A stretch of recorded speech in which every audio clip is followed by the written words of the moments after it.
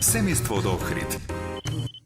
Филип има 17 години и учи во Средно електротехничко училиште. Минатата недела со неговите соученици и професори преку Comenius проект посети електротехничко училиште од Виена.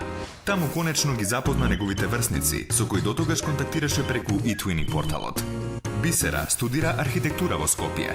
Следниот семестар ќе го помине на 6-месечен Еразмус студиски престој на еден италијански универзитет, пошто планира да оствари Еразмус семестар за стажирање во позната француска компанија од незината област.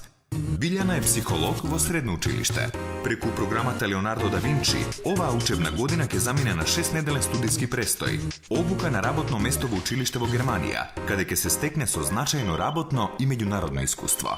Александар е директор на невладина организација, која координира меѓународен Грундвик проект за усовршување на компјутерските вештини на возрастни лица и пензионери од Охрид.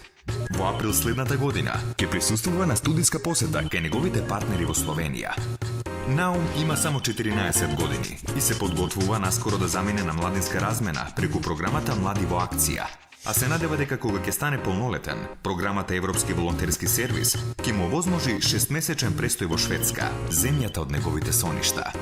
Сите овие програми денес се отворени и за македонските граѓани. Дознајте и вие како да додадете европска димензија во вашето образование. Национална агенција за европски образовни програми и мобилност.